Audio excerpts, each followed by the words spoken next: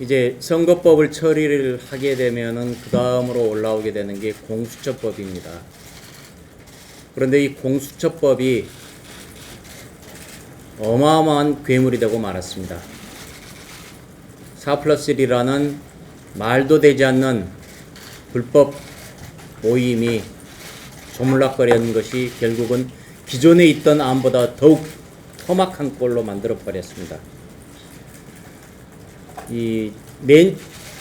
그런 내용들은 여러분들은 이미 잘 아시리라고 생각합니다. 그래서 그야말로 제가 모두에 말씀드린 대한민국의 내일이 미래가 걱정된다는 것. 만일 이 공수처법안이 현 상태대로 지금 통과가 되면은 대한민국은 공수처 왕국이 되고 말 것입니다.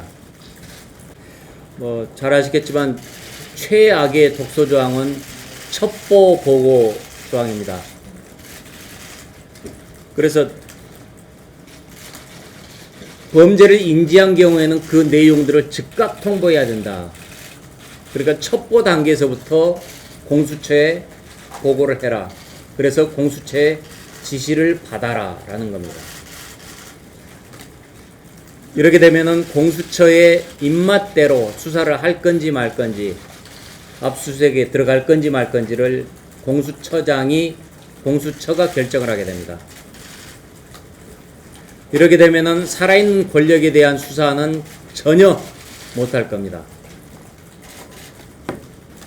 오직 내 맘대로 선택을 하기 때문에 정치적으로 반대해서 누구를 제거를 해야 한다랄지 죽여야 되겠다랄지 그런 경우에만 수사하라 라고 지금 수사를 개시할 것입니다.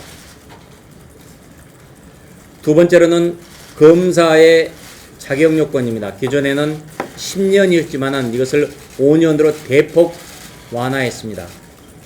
5년으로 대폭 완화했다는 얘기는 참 이런 상상을 하기는 싫지만은 자기 입맛에 맞는 젊은 검사들을 대거 등용시켜서, 그러니까 특정 성향을 가진 사람들을 대거 등용시켜서 내 마음대로 이것도 지금 해나가겠다라는 그런 의도가 다분히 배어 있다고 지금 생각을 합니다. 수사 경력, 재판, 수사, 조사 이런 쪽에서 지금 불과 5년의 경력 가지고 어느 정도 지금 해낼지 이런 문제들 문제 제기할 수가 있겠죠. 세 번째 문제는 수사관의 자격 요건도 문제입니다. 기존에는 5년 이상 조사, 수사, 재판 업무 이렇게 지금 했었습니다. 그래서 최소한 실무 경력이 5년 이상은 된 사람으로 했었는데 이거를 어떻게 뜯어고쳤냐면은 7급 이상 공무원, 5년이라는 얘기는 아예 없습니다. 7급 이상이라는 자격만 있으면 됩니다. 그래서 7급 이상으로서 조사, 수사 업무 쪽이 있었으면은 모든 것을 다 해낼 수 있는 이렇게 되는데, 이 공수처 임기가 내년 7월부터입니다. 그래서 2020년 7월부터 3년이니까 2023년 7월.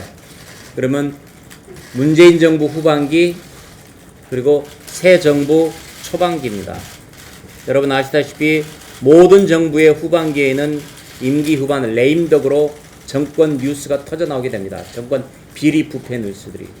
그리고 또 새 정권 초반에는 전 정권에 대한 사정 작업들 심각하게 일어납니다. 그래서 임기 후반, 내 임기 후반 그리고 다음 정권 초반까지 안전하게 가겠다라는 이런 지금 문재인 정권의 의도가 노골적으로 배어 있는 기간입니다. 그리고 이제 예전에 맨 처음에 논의됐던 권은희안 이렇게 논의되면서 할 때는 처장 임명을 할 때 국회 동의를 받는다, 심의위원회를 든다, 이런 것들조차도 아예 사라져버리고 무소불위의 괴물 탄생을 지금 눈앞에 두고 있습니다. 전체적으로 보면 전문성은 빼고 오직 자기 입맛에 맞는 사람, 말 잘 듣는 사람으로 해서 정치적으로 써먹겠다라는 이런 의도를 노골적으로 드러내고 있는 것입니다. 만일 이 공수처가 있다면은 그 하대감으로 일컬어지는 3대 게이트들 전혀 착수도 못하고 끝났을 겁니다. 첩보 단계에서 보고해서 야 이런 건 하지 마 이런 식으로 해서 됐을 거고, 만일 이런 게 있었다면은 친한 동생 유재수, 친한 형 송철호, 내 친구 조국 전혀 문제가 되지 않고 않았을 것입니다. 그래서 권력비리 수사 전혀 할 수 없게 만들겠다는 이 공수처 있어서는 절대 안 됩니다. 검찰을 장악하고 검찰을 시녀로 만들겠다.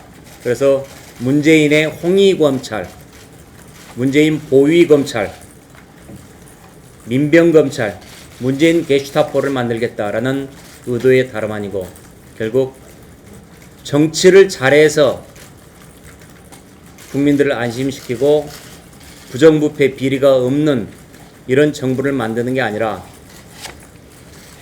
검찰 권력을 틀어막아서 인위적으로 강제적으로 못하게 막도록, 그래서 마치 시커먼 시궁창 위에를 깨끗하게 덮은 것이냐, 그래서 아무런 문제가 없는 것이냐 포장하겠다는 이런 의도입니다.